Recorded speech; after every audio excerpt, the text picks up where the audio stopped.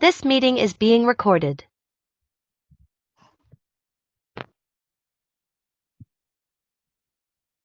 Guy. Hi, Neil. Hi. Hi. T. Sands is actually my colleague, Tracy Sands. She hasn't attended a lot of these types of meetings, so she's just going to listen in just to kind of see how these kind of things go. Sure. That's okay. She's in Dallas. Welcome, Tracy, is it? Yeah, Tracy. Well, welcome, Tracy. It's nice to meet you. Thank you for allowing me to listen. And by the way, I've got several AI speakers. There's a group called Dallas AI that I've reached out to. So hopefully we'll have some more speakers for future sessions shortly. Yeah, that'd be great. Yeah. Does that group need speakers too, or they? I can ask them that. That's a good question. They might. I mean, I think this is a situation where everybody wins if we get the best speakers and so I'm happy to share with them if they are speaker list and if that would be helpful for them. Yeah, just to give you an idea, one of the guys is the principal for AI customer success at IBM. Another one is the chief digital officer for KPMG. And then one is the global head of applied machine learning for Best Buy. So it'd be kind of interesting to hear what they're doing. Yeah, that'd be awesome. Yeah. And there's Tony. Hi, Tony. Welcome.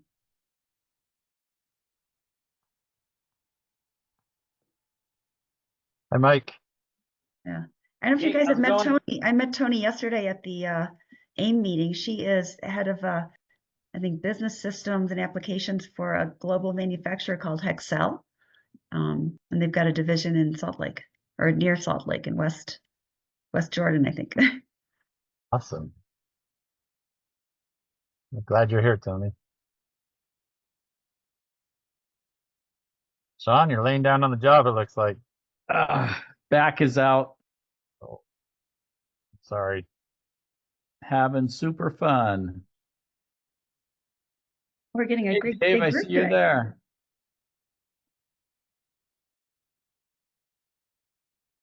Yeah, we should have a good group today. With the invitation that Neil sent out, and Sean let me know that he sent out a bunch of invitations too. So I think that's great. I love that. Of course, I'm going to be handing off the reins here in just a minute. So. Yep. Yeah, I warned Dave that that there'll be some first of year things since officers have changed. So.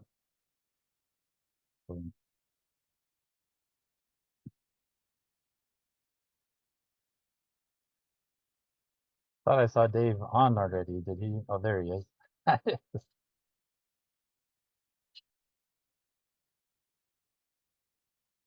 Okay, well, yeah, good afternoon. The first of year handoff. I'm the exiting chair of the AI SIG, and Mike Van Orden is the new chair. So I'm just going to hand off officially the running of these meetings to Mike. Take it away. All right, can you hear me okay? Yep. So we have a lot of people on today. Just FYI, we have these meetings weekly for the AIM AI Special Interest Group. We've been meeting over a year. For the past year, Guy has been our chair. And starting now, I'll be the chair for the next year. We elected new officers a couple of weeks ago.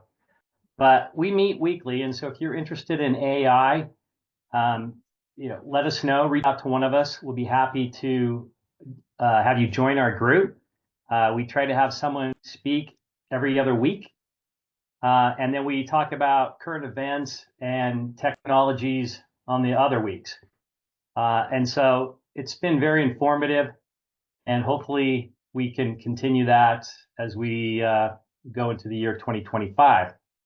For today, we have a speaker, and let me just pull up the information here. Dave Ferris is our speaker today. Let me check. Is Dave on? Yeah, Dave is on. Dave's on, Yeah. ready to go. Give him a thumbs up. Let me just give a quick background. Dave is the head of government sales at Blackbird, a company specializing in AI-driven disinformation intelligence. With over 25 years of experience in defense technology, he has led teams in both military and private sectors. A retired Canadian infantry officer. Dave has operational experience in Afghanistan, Southeast Asia, and Ukraine. Since retiring from the military in 2018, he has assisted companies in delivering technologies and solutions to global defense and intelligence community customers. Dave holds a Master's of Defense Studies from the Royal Military College of Canada and an MBA. So without taking up too much time, I'll let Dave take over, introduce himself and Blackbird.ai, the company he is with. Dave? Yeah, thanks, Mike. I'm going to invite you to like all my meetings going forward. That was great.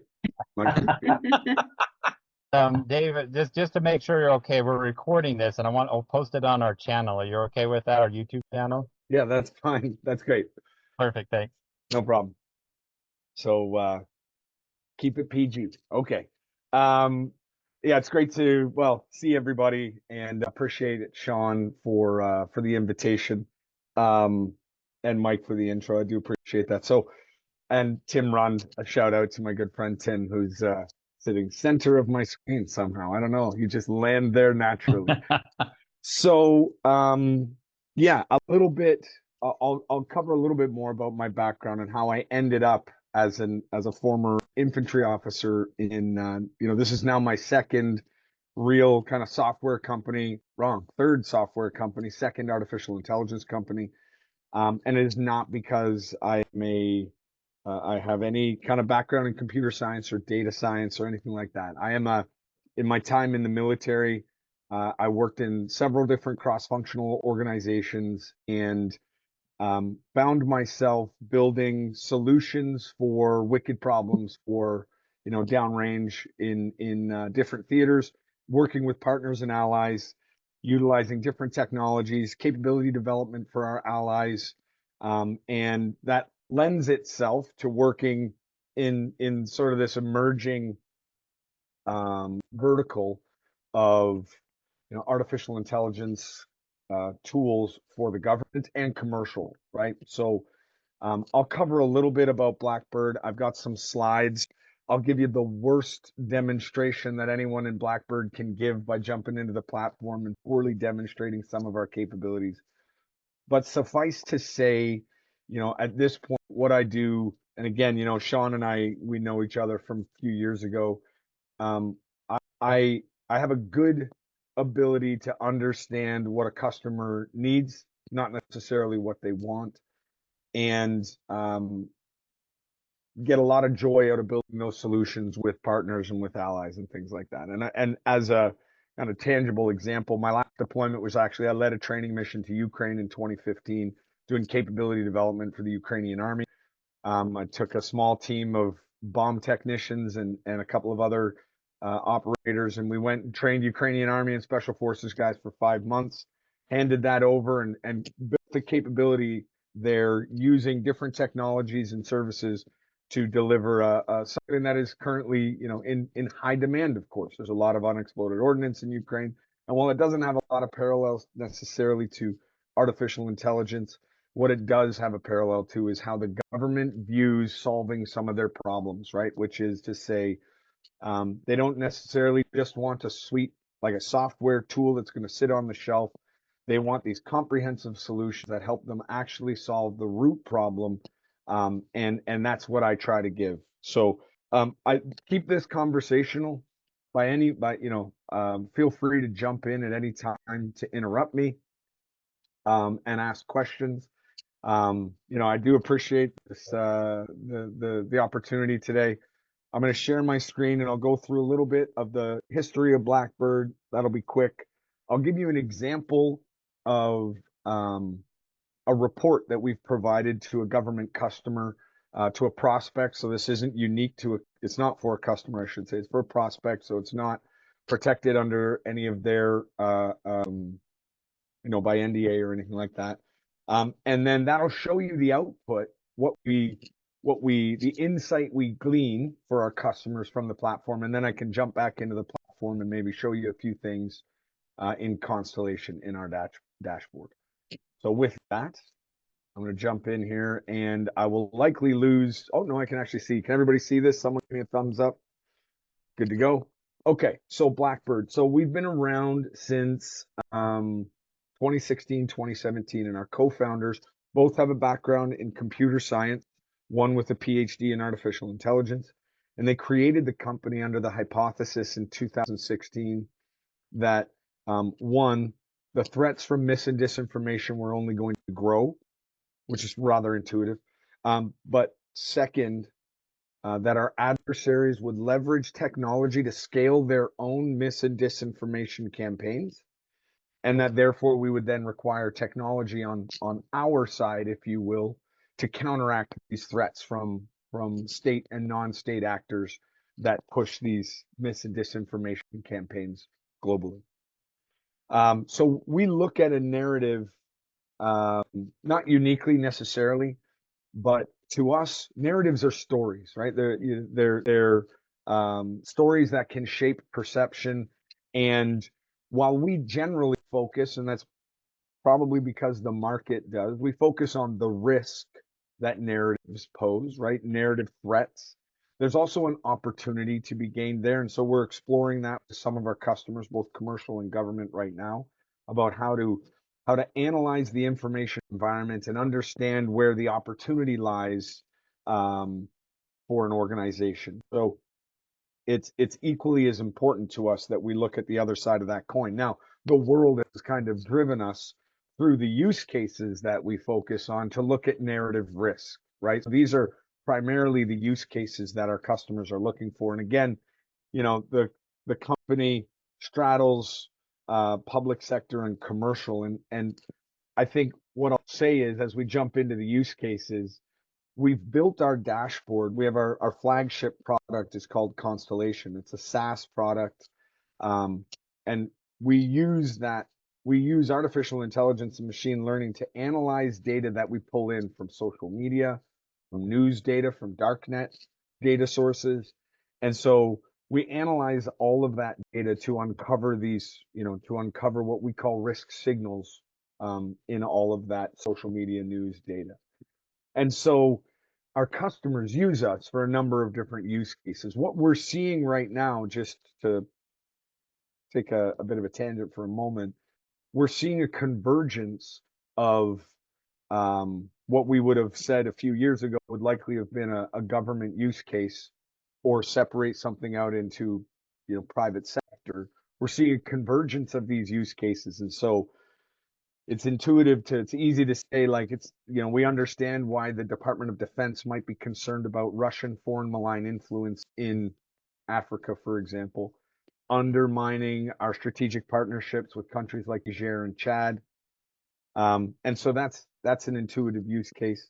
And we understand that a brand like a Fortune 10 company would be concerned about narrative risk that undermines its brand recognition in the market. Interestingly, there's a convergence there, right? The U.S. Army cares very deeply about its ability to recruit. And so its brand is very important. What we uncovered as we were doing some analysis last year for just a research project is that Russian actors amplify narratives about the U.S. Army that undermine our ability to recruit, train, and retain individuals into the military.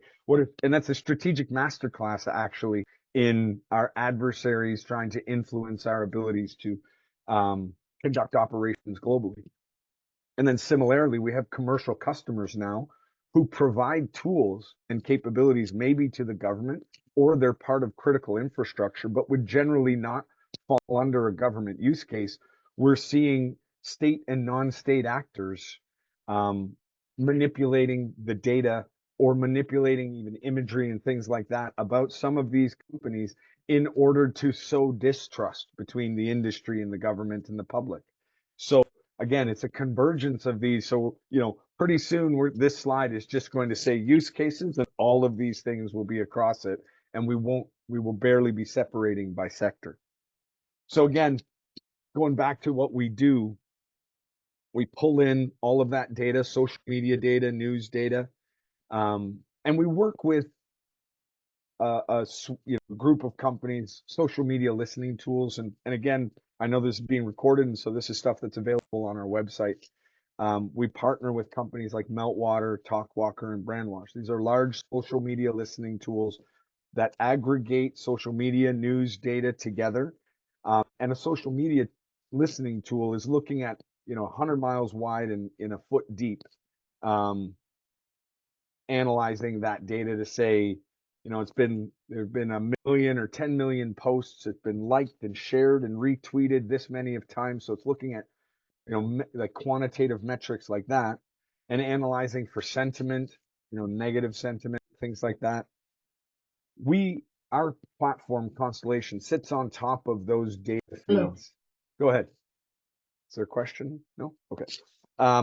Our platform sits on top of those data feeds, and we provide a deeper level of analysis and looking across these 5 risk signals that you can see: narratives, the influence within data set, the networks and actors that are involved in a given narrative, anomalous behavior, so the coordinated spread or coordinated propagation of a narrative, and then cohorts is another risk signal, which is really about communities of folks that are ideologically aligned around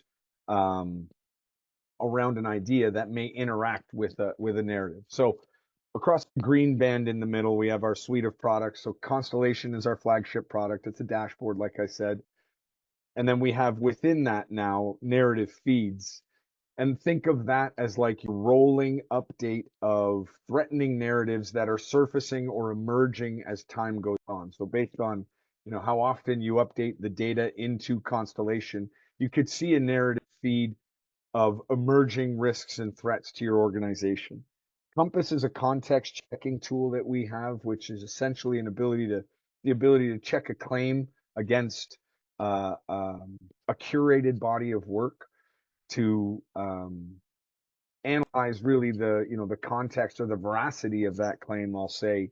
And we're not the arbiters of truth in this case, but we use Compass to support open source intelligence research analysts, so OSINT researchers and analysts who might be going down a rabbit hole looking at a narrative and saying like, wondering where did this claim even originate? And you can take a tweet or a post or a news article, drop it into Compass. You can even query it, just ask the question, are Chinese soldiers defending the Panama Canal? And Compass would provide you a response with references and hyperlinks so that you can understand the context around a claim. Not to fact check it necessarily, but it gives a researcher or an analyst a jumping off point in order to conduct a deeper level of analysis. And then we do have our own intelligence team, the Raven team. So because we have customers want to work with us in a number of different ways. Some of our customers want to sit in the Constellation dashboard. They use their own analysts. They pull in their own, they pull in the data and conduct their own analysis. And we really only provide them the technical support for the platform. And we have other customers who only want to see a report. And I'll give a short example here of a report. So they just want to see the insight as a product. They don't want to actually conduct any of the activities themselves. And then we have customers who kind of do a blend of both. So just a couple of more points on Constellation. So 25 plus native languages. So we're analyzing when we talk about the native language, when we pull in all of that data into Constellation initially, the first thing that happens, we have a semantic matching algorithm that clusters narratives together. So if we have 1 million posts, in multiple languages, maybe 10 or 15 different languages, talking about Russia and Ukraine, for example, in this case, our dashboard will analyze the content of those posts and cluster them together based on the meaning, the semantics of it. So beyond a keyword, we're not just looking at how many posts are talking about Ukraine and Russia.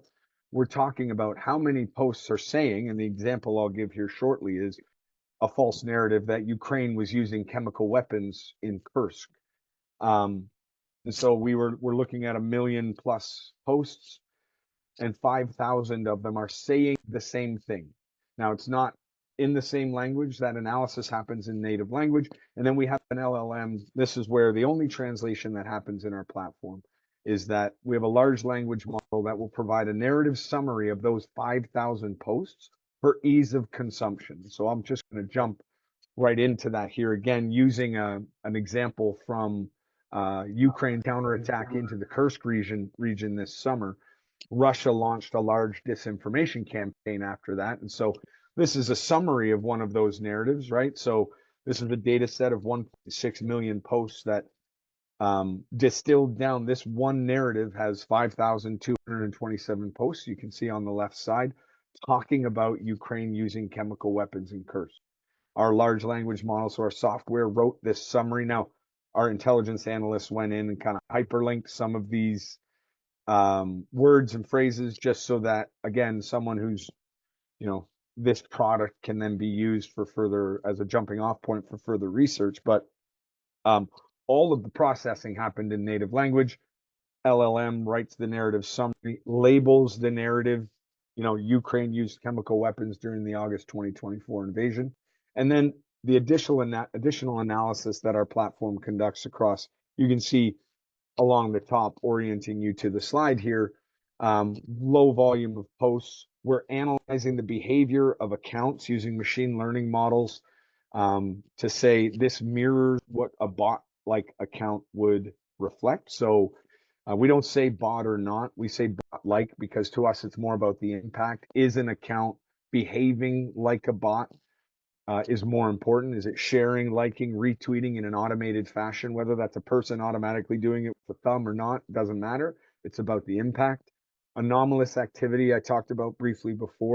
So quantitatively assessing that within this narrative, 54.2% of the posts appear to be originating from accounts that are coordinating their activity. In this case, for this narrative, we identified that the accounts had, some of the accounts were created the same day the post originated.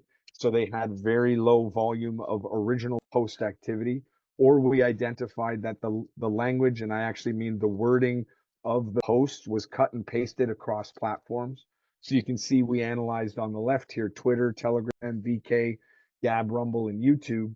And some of the posts actually use the exact same word, just cross-posted across different platforms. So that allows us to use machine learning models to uncover this anomalous activity and say that this appears to be a state or non-state actor, but a group that is pushing this information operation. And then, many of our customers still want to understand the sentiment, the overall sentiment in these narratives. So of course we track for that. And cohorts, I think, is an extremely interesting part about what our platform does. So we have machine learning models that are analyzing the behavior of accounts in the online or in the information environment. And what that allows us to do, our cohort models allow us to cluster accounts together in communities of ideologically aligned individuals because they are behaving in the same way. So they like and follow the same content. They share the same narratives. They interact with the narratives. And when they do post, they post from the same perspective. So in this case, in this narrative, we saw high activity from the Russian state supporter, Chinese state supporter, and a general right-wing view cohort of this narrative, right? So that's useful when you start to look at the networks that employ these disinformation campaigns. So just so you know, I love this slide because this is like a textbook view of an echo chamber. You can see all of these large influencers surrounded by a number of accounts. And each of the little bubbles is an account, and the connective lines between them are either, that might be hashtag sharing, that might be retweets, liking, things like that. It's essentially the interaction of different accounts within a given narrative. And I'll talk about the colorization in a moment. But in this case, you're seeing all the interconnectedness of all these accounts, this cohort or these cohorts that are overlapping. It's an echo chamber. It's all internally facing. This allows our, so this allows our analysts to look at narratives as they spill from one community into another, as they migrate across platforms and things like that. We want to understand the tactics, techniques, and procedures that our adversaries are using to seed a narrative. So plant the narrative maybe on Telegram, and then, hope that it takes within a given population and that they share it, and then maybe it migrates onto Twitter or X. And then ultimately after, maybe 2 to 4 weeks, you can see some of these narratives start to surface in mainstream media. So that's what these network graphing and these cohort models allow us to do. In this view, and this one in particular, we can overlay our risk signals. So while our software is operating in the background, we can overlay a different risk signal. So in this case, we're looking at this echo chamber and we're looking at all these accounts, and we want to identify those accounts that are behaving in a coordinated fashion, so that are labeled, that may be labeled anomalous or as being part of that anomalous propagation pattern. So again, for an analyst working in this in government, this allows them to start monitoring these different influencers in a regular fashion to identify those TTPs that are being used, and then build a body of work so that using metrics, right? The metrics from our platform, the idea is that operators in the information warfare community in particular can start to see what threat actors are doing in order to seed a narrative again, have it, germinate, migrate across platform, and ultimately all of these information operations campaigns. And again, now this is whether in government or in private sector, they're mobilizing a community towards a call to action. Maybe it's a call for protest, maybe it's a boycott of a corporation, or maybe it's a call for violence, which we're seeing in this narrative in particular. So the idea here is that working with our customers, government and commercial customers alike, and just as an aside, we're starting to merge our capabilities, if you will, with cyber threat intel teams, because so much of what cyber threat hunting happens in the information environment. You see, especially in the dark and deep web, you're seeing these conversations occur, percolate, that culminate in a cyber event down the road, credential sharing, even things like that. So we're merging our capabilities and our thinking really with some of those cyber threat hunting teams, the threat intelligence community, in order to, the idea is, how do we get left of boom? How do we get further to the left, identify the activities that are occurring so that we're calling it, it's not a Blackbird term, but the community is calling it the disinformation kill chain. How do you identify the pattern of activity sufficiently so that when they start to emerge, you can take action to either quell the narrative as it's on the upswing? How do you intercede or intervene in a series of actions that would occur that could culminate in a violent activity or a boycott or a protest or any of those types of activities? So I'm gonna pause here for a few minutes and take any questions, and then I'll jump into the platform, and like I said, I can show you a few of the things we do in the platform. And just before I do that, we have, like I said, our founders are computer science background. We have a number of data scientists. We've got a chief artificial intelligence officer now, and our goal, we're starting to consider, how do we integrate artificial intelligence, so this agentic AI, into the workflow of what we're doing and what our customers are doing, in order to automate this process, right? Because again, going back to our adversaries scaling their IO, their information operations capabilities using technology, we need to move faster and better, because frankly, when you look at what's happening in Eastern Europe right now, not every country can see itself as Ukraine, right? Because not every country is in a direct conflict with Russia. But every country in Europe can see itself as Romania. And if you're not tracking what happened in Romania, there was they were starting their presidential elections, they had a candidate successfully make it through the first round of elections on a campaign entirely run on social media and pushed and propped up by Russian state and non-state actors, resulting in Romania canceling the results of the first round of their presidential election. So while every country in Europe can see itself as Ukraine, every country in Europe can see itself in Romania right now. So I'll pause there, and Mike, I'll kind of go back to you first, but then however you want to run questions before I jump into the platform. Okay, great. I think if you have a question, throw it in the chat. I'll try to read it, and then I'll read it to Dave so everybody's not talking over each other. One of the questions, though, I had, Dave, for you, maybe you can elaborate a little bit on what large language model you are using and why, whether open source or maybe OpenAI or whatever. And then, assuming you're bringing all this information in, putting it in some type of structured or unstructured type of database, maybe using RAG to bring that information in, and using some LLM, what are you doing to make sure there's not hallucinations within your summary? Yeah, that's so we're quickly approaching the limit of my technical expertise here, Mike. But let's start with, so in the chat I saw, so Tim asked, is that the same as the Blackbird Compass capability?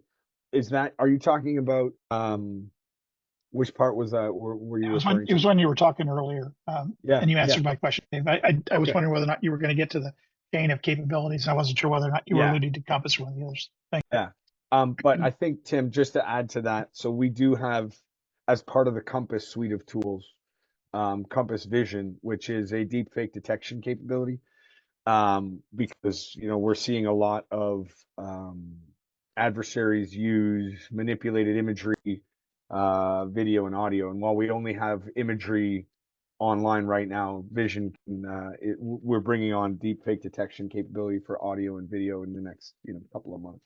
Product is going to kill me because I just committed them to a timeline for something. But anyway, okay, so the only open, so we use in Compass, we are using an open source LM. Everything else is built in-house. It's our own proprietary models for everything that happens in Constellation, but within Compass, and that's because the body of work that we use for Compass context checking, it's essentially the internet, right? But we have, for lack of a better term, we've eliminated certain sources from consideration because we're not going to check Russian disinformation claims against Russia Times, against RT, right? And so, and we focus Compass on specific curated, and I say curated, that's not the right term, but curated data sources so that, authoritative, we don't want to be, again, the arbiters of truth, but we do want to eliminate some of those known purveyors of disinformation from the sources that we would use for Compass, if that makes sense. So Compass uses an open, like an open source LLM, and then and like, I'm gonna, full disclosure here, I'm not entirely sure how much I should share about that on the recorded means here, but I'm happy to jump into that if anybody wants to have a further on, a follow-on conversation, we can do that. And then the remainder of our LLMs are developed in-house. Great, thank you. And did you see the next question in chat? Bettina asked, does Blackbird just supply the platform or also more as a service? And where have the analysts, where you have the analysts so you can put together a specific surveillance project? Yeah, great question. So the answer is we have platform and analysts. Oh, wow. And operate across the spectrum. How big is your company? 70 people right now. 70 people, okay. Yeah. So, and the great thing about the platform actually is that, we can support multiple customers with one analyst, right? Because of how quickly we can, filter down from boiling the ocean of what is happening in, Romania elections, right? And then filter that down to a useful data set and doing all of the analysis of the narratives within the platform and having them surface and emerge in an automated fashion for you, have the summaries, all of that data kind of at your fingertips. It takes so much of that work away from the open source, from the analysts, that it really does empower. We can support multiple customers across the team. So, and then when you say a specific, can you talk a little bit more when you say a specific surveillance project? I mean, you're surveilling like a Romanian situation, right? Or the Ukraine situation. Yeah. So I guess I didn't know what to call it, like some kind of project, or we'll say continuous monitoring. We'll say continuous monitoring. Okay. Yeah. So, so in that case, it's just really, we would do an automated pull of data daily, probably for a project like that. Mm-hmm. The analysts would review, determine if there are new or emerging narratives of consideration. And then, again, within the platform itself, you can manipulate the risk signals that are based on your risk threshold and priorities, right? Because not every customer is going to care so much about foreign state actors. So the cohorts, they may care more about bot-like activity, especially if you're a corporation and you want to see, are your campaigns, your own internal campaigns being influenced by bots and things like that. So, it depends on the risk priority, but yeah, we can set up the project based on whatever the demand signal is from the customer and their risk threshold. I'm going to move on. So, the next question here. The extensive use of AI proliferating this segment. Capabilities are evolving as well. This masks the identification of bot action. How is this being addressed? I take that back to the team and get Tim, keep the laughter to a minimum, Tim, run. I'm going to take that one back to the team and get you an answer on that, because frankly, you're exceeding my technical knowledge. And David, I already put later on saying, hey, can you come back with a more technical person if needed? Yeah, of course. Well, and I asked, Sean and I were talking about this, it's like, we didn't know how many people were going to show up, didn't know. So I'd love to bring my director of AI to this group. And frankly, he'd probably just want to be, just kind of join the subsequent calls, right? Because this community is one that he's active in. He looks at me and, when I took him to a thing with the government. He's like, what are we even talking about here? We're going to take you up on that. Yeah, no problem. Absolutely. How are you keeping ahead of the AI arms race in these attack methods? Oh, man. So we're standing up a customer advisory board right now, because the best way for us to stay abreast of our adversaries, both in the commercial market and in the public sector, are leveraging AI to their own advantage, is to see the effects on our customers and hear from them and get the feedback from them on their best practices. What are the things that they're seeing that we need to adjust the roadmap for, right? And like, the great thing about being a post Series B venture capital company is that, like, our roadmap is written in jello, we'll say, right? Like, there are certain things that are in the roadmap that we're not going to deviate from, but like, we are still able to add features. And we added a feature before Christmas. In like 2 weeks, a customer said, we need SSO. And we're like, oh, no one's asked for that yet, but let's do that, right? Because that was important to that customer because of the risk to their organization, right? So I think the customer advisory board is one, and again, industry, right? So we do have a broad cross section of folks. So I worked within the intelligence community and national security in this domain. I was in a counter ISIS working group for 2 years, working out of the Pentagon. I was on the receiving end of Russian disinformation when I was deployed to Ukraine and things like that. So we have thought leaders and community subject matter experts and technical subject matter experts within the company.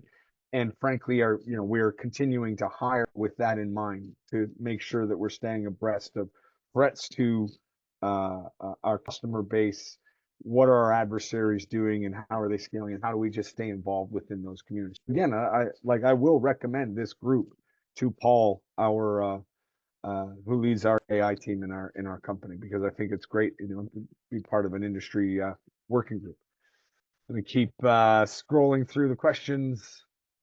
Dave, knowing that you have a limited number of minutes left and a lot of things here, I would love to them to see the system as well. Sure. And maybe we can circle back to the questions. Yeah, there was just, I did see one. Do you incorporate other information sources other than social media? Absolutely. So, social media platforms, alternative social media, like of course Twitter and things like that, but then alternative social, Gab, Parler, even chat rooms like Telegram and Discord, darknet data. So we have the ability to pull in from Tor sites and things like that. You know, primary news sources. So really, if it's in the information environment and text based, we can pull it in to Constellation, to our dashboard. We've even messed around with transcripts of audio and things like that. So, and we've even looked at and married up social media data with data from a customer with their data, right? Like how do they provided us with a data feed of, I believe it was like surveys from their employees. And so how do we, incorporate that kind of data into the company? So, we absolutely work with a broad range of data sources.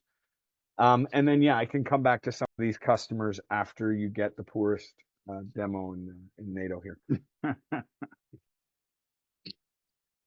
I'm sure it'll be fine. Yeah. Let me just pull up the platform here. It would only be the poorest if your platform doesn't work right now. Oh, we're good. We're good in that regard then. That would be I'm going to satisfy demons. Yeah, I'm going to satisfy although of course here, hold on.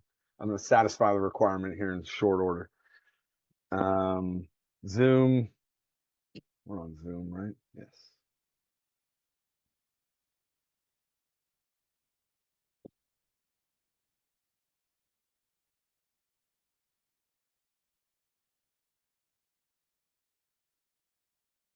There we go. All right. So you should be able to see the narrative feed here on your screen. So I'm looking at a data set right now. This is an older data set around this information operations campaign of Russia moving nuclear weapons into Belarus and, what NATO response and things like that. It's a good data set because it it's a simple data set, a couple of years old, or a year and a half old, I think. But what's important, and I'll jump into the overview here first, so you can see we're looking at about 1.5 million posts over a 9-year period, right? So this is we just pulled a data set and looked way back, but 1.5 million posts. We're looking at a number of different data sources, so X, Reddit, news, alt social, forums, and chat. And you can see here in the overview, 22 million engagements, 250,000 authors and things like that. So these are some of the high level metrics that are just go into building the data set. But like I alluded to earlier in the presentation, the first thing that happens in this is in our software is the semantic matching algorithm clusters narratives together based on their deeper meaning. So, and then provides us with this feed of what would be considered high risk narratives to an organization. And so in this case, this is any European business or country would be concerned about the movement of nuclear weapons and things like that. Well, these are all the different narratives that started to surface over time. And you can see that when you pull up one, and I'll just grab one of these, narratives. Putin deploys tactical nuclear weapons in Belarus to intimidate NATO, right? So in this case, I want to know, okay, of the 1.5 million, there's only 4,000 posts, 3,000 total authors, the different channels, the number of engagements, and when this narrative started to surface and when it really kind of propagated. This is a moderate narrative. So and how we arrive or derive that assessment, high level view along the bottom. But I can, I can click into this narrative and see original posts in native language. I can see the activity when that activity timeline spiked. So this is clearly, there was an event that occurred, and from an analyst perspective here, it's when this is where an analyst starts their work, right? So an open source analyst would identify a narrative that they want to investigate further. They'll look at the narrative scorecard and then look at this timeline and see, why did it spike at this time on March 25th, 2023? What happened? What was the original post here, maybe, or the small volume of posts? I mean, 12 posts the day before, spiking to, another 1,400 posts the next day. That's a large jump. So again, an analyst would want to investigate that.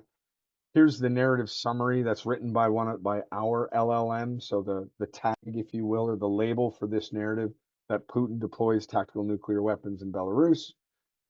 The summary of that narrative, and then our compass context check. So this is the claim. And then again, for an analyst, this is a great summary with some cited sources hyperlinked here for an analyst to do further investigation of the claim. And I think, from an analyst perspective in this platform, this automated narrative discovery process, going back to the narrative feed, allowing me to see these different risks surfacing within the data set.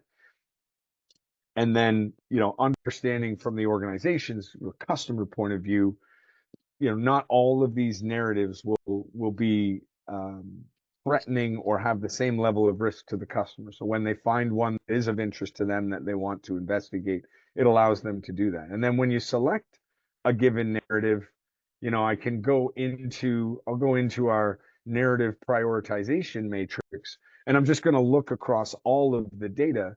And in this case, what I'm filtering for is original posts and, risk. But what I'd like to do, I'd like to actually filter for the Russian state supporter cohort. And all of a sudden I see one narrative in particular jump, and that this one was a narrative that the Russian state supporter cohort. So remember, our software, we have machine learning models monitoring the behavior of accounts. So we've got a community of accounts that we've identified that are ideologically aligned around supporting Russian propaganda. This allows an analyst to kind of jump in, identify quickly which ones those adversary or those threat groups are interacting with, and then again, we're now going to go in and investigate this narrative further. Where did it originate? What was the narrative that took root, and things like that. Again, we can go in and start to do different levels of analysis across the data set, the number of engagements, the posts, and then, actually, I think what's really interesting here is being able to look cross-platform, right?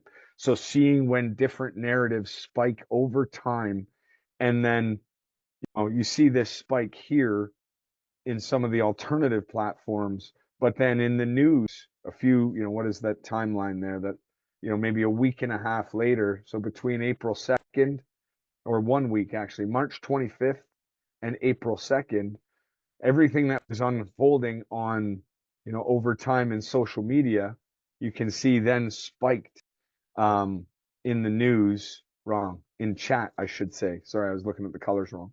In chat, it spiked on March 2nd. So this allows an analyst to see, like, okay, why did it migrate? What was it within the narrative in these forums that then started to take root, germinate across all of these other platforms, and then finally pop again in these chats? What else can I show? I like that. So analysts often will use the narrative prioritization matrix. I haven't selected an individual narrative here to get a summary right now, so I'm just going to let that sit for a moment.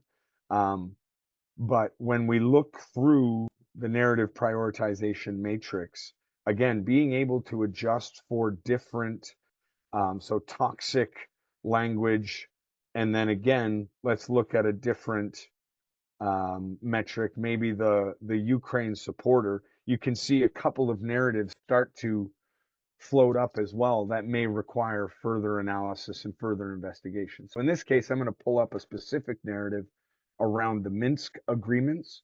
I'm going to go to this overview here, and we can see some of these high-risk posts. And in this Minsk agreement, right, we're seeing the cross-platform view of this narrative taking root over time and jumping up in different times on different forums. I think what then an analyst normally would do is jump in, and we can uncover all of the different authors in the group, right? So we can look at who's interacting with this narrative. But what is really useful, and see if this works for me, and I'm just, full disclosure, here we go, stump the chump, right? I'm going to look at the anomalous network behavior and see if this generates for me. I'm on to generate a network visualization of this graph. It didn't work for me, full disclosure, earlier today, and that's because I haven't refreshed this data set. Yeah, there it goes. I didn't refresh the data set recently. So, but I'm going to jump back into the analysis here. So or I can go back actually, and I'll show you the visualization. But what you can do when you overlay these different risk signals from, the narrative overview, starting to look at the emotions, the sentiment, the authors, the engagements. Now I can take these different risk signals and start to investigate them further by volume, by percentage, and which cohort communities are interacting with the narrative, so that we can identify the patterns, the TTPs our adversaries are using, and find out, how is this contributing to their strategic game, and how is it undermining our operational and strategic activities. So I'm going to pause here for a moment for more questions, see if there's anywhere you want me to go into on the platform further. But I'll go back to the narrative feed here just for just as a start state, and then field any questions on the platform you may want to ask.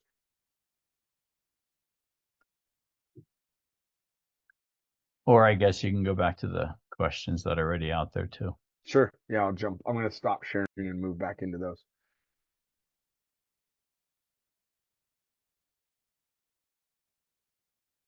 Is there? Oh, actually, that's a great question. I'm gonna scroll up just to make sure I'm not missing anything here, folks. So other social media. So how would Coca-Cola or Ford then use your system, right? So that's a good question. We do have corporations that use our platform, and they look at brand and reputation risk. So we integrate generally with their PR and comms team and their crisis comms team. So we've worked for our biggest customer was a Fortune 10 corporation. We currently have several corporations that use us, and they integrate us within like a fusion center around their PR, comms, crisis comms, and cyber threat intel. And the reason is, when an event occurs that could undermine trust or, brand reputation, they want to understand the origin, right? And like, here's a great way to look at it. We actually did some work for a large corporation so it's related to Ukraine, but after the invasion of Ukraine by Russia, a number of corporations, there were calls for boycott for companies that did not pull their operations out of Russia.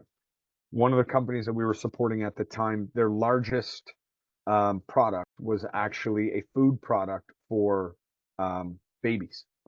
So they were stuck with this dilemma, obviously. It would create a humanitarian crisis potentially by pulling all of their operations out of Russia, or risk their bottom line not bowing to the powers, the folks online that were calling for this boycott if they didn't do it, right? What we were able to uncover during that by an analysis of that, narrative campaign or that information operations campaign is that the majority of the risk was originating in bot-like accounts and in specific cohorts or communities of ideologically aligned people that were, anti-corporation or anti-West or however you want to frame it. And so, being able to tell a company that this is not, to make a decision, a data-driven decision to not risk your bottom line, right? Don't take that action. Sometimes it's equally as important to know when not to take action, but because frankly, we are all biased to take action, right? So when a narrative emerges in the social media landscape or in the news, PR comms folks generally want to take, they want to take action. They want to counter the narrative. But if you can expose the fact that it is actually a bot-like, it's driven by bots or it's driven by a community that actually doesn't buy your product, then you can make a decision to take no action. And therefore, so the ROI in that case is you're preserving your resources in that case for the crises that do matter the most, or for that decision that actually could have consequences one way or the other on your bottom line. So, that's a very specific use case about that. But I would also offer again, now that, we're seeing a lot of a convergence of our capabilities, or emerging, if you will, with cyber threat intel groups. And again, these state and non-state actors that conduct offensive cyber operations against corporations and industry in the United States, they weave information operations campaigns into that. So there are threat groups in Southeast Asia and in the Middle East that will conduct cyber operations and then use information operations, disinformation campaigns, if you will, to sow distrust between that company, that corporation, and their customer base, right? So sharing the information about the breach, falsely attributing it to one reason or another, or attributing it to a different group than was actually responsible, and things like that. So we see, again, we're heavily invested in the CISO community in corporate America right now, and that's an ideal customer profile for us right now. To monitor customer sentiment. So that's a great question. This is my very first slide, was about how we view a narrative, right? So, do you have any customers using the platform to monitor customer sentiment? For example, if the misinformation and bot-like activity scores are low, the customer knows the sentiment scores from real versus fabricated sources. So my very first slide on the narrative, right? Like, you can either create value or destroy it. We're pivoting towards this right now, because we're looking at this. Our customers have been using us primarily for narrative risk, narrative threats. But as we start to look at, so if you created a community or a cohort if a customer had an instance of Constellation, they created a cohort around their buying community, and they wanted to better understand what of their narratives and marketing campaigns were landing well within different communities, what was being shared organically, like 100%. You are, Dave, that's a great question and spot on. That is exactly what we are driving towards with some of our customers. And I think it presents a very interesting opportunity for industry to be able to have that deeper understanding of just understanding whether something is organic or not, and the authenticity of the sentiment. So I appreciate that. It's a good question. We're right at 5 minutes. If there's anything that's really burning someone down, I'll just quickly scroll through to see what else is there that might. Actionability. So yes, that future actionability is coming. It may not be the action, but it will be recommendation. So when you combine our risk signals, so no laser beams then? No, but being able to say, tying our tactics, techniques, and procedures framework, that TTP framework, back to our risk signals, so that, since that is metric driven, when we can start to say, hey, we're seeing this emerging narrative, the adversary or the organization or the individual, and pushing it, is employing the following TTPs. These are the recommended action for you. Like, we're not going to be the action item, because we integrate with those cyber teams, those PR comms teams, those crisis comms teams. No, we do not have any religious organizations using our system, and we've actually demoed a couple, and I think it just didn't land.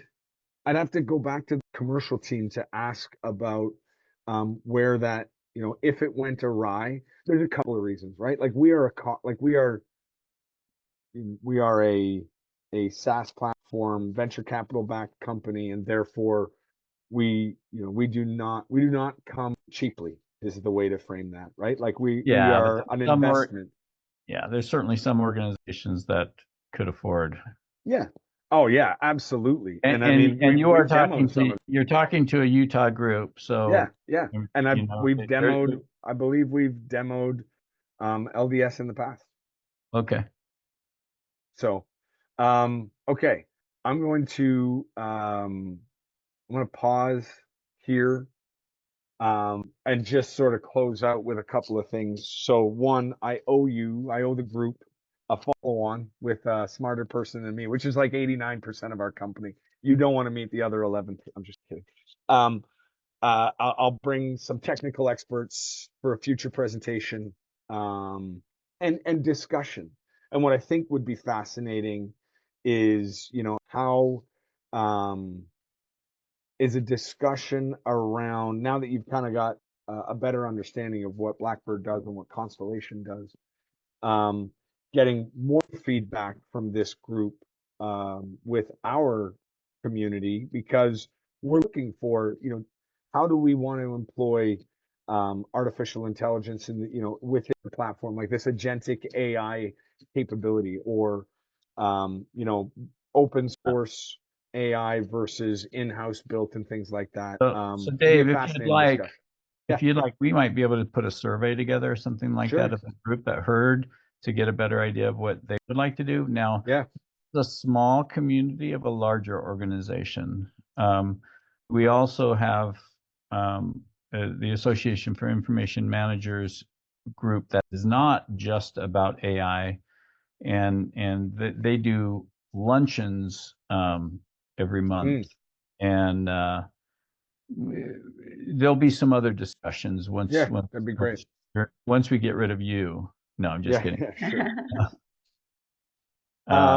No, I appreciate that. And I think, Sean, you asked, your question was like, how is the work toward monitoring how good things are working? But I think the gist of the question. What I mean is just, so far, and it's the question I asked you before is, if a company puts together their own campaign, is there a way to monitor the good things instead of just bad? Absolutely. And I'll also say that, like, this is an emerging space. Like, we don't really have that many competitors, and we all approach it a little bit differently. So I'll say that, like,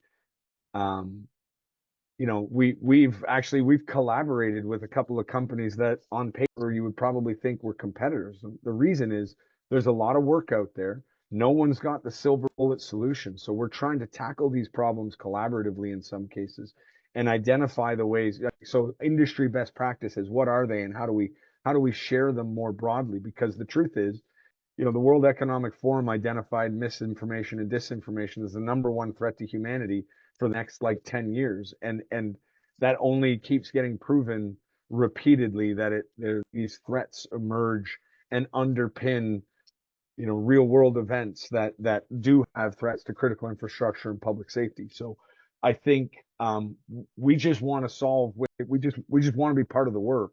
We want to work with people. We have many competitors in this space. So we're open to learning. And I think that's why this interaction in this community would be really helpful for us, not just from the misinformation, disinformation community, but from a technical community, and that understanding, how do we get there? I have to go, but if anyone needs to actually talk with Dave, I certainly have his information. But I have a hard stop. So thank you. Great, thanks. Hey, Dave, we sure appreciate you taking the time, taking an hour out of your busy day, busy schedule. It means a lot to us. Hopefully we can collaborate in the future on some things and get together again. For everyone on this call, I put my contact information in the chat if you're interested in joining this group. Dave, feel free to reach out to me also if you want to get together on some projects that this group works with your team on. We're very interested in those type of collaborations. Anything around AI and technology is moving so fast, it's really hard for one group to keep up on everything going on. So again, thank you very much. We appreciate everyone, and we will see you, most of you, on our call next week, next Friday. Thank you. Yeah, thanks everybody. Really enjoyed it. Appreciate it. Thanks. Thank you very much.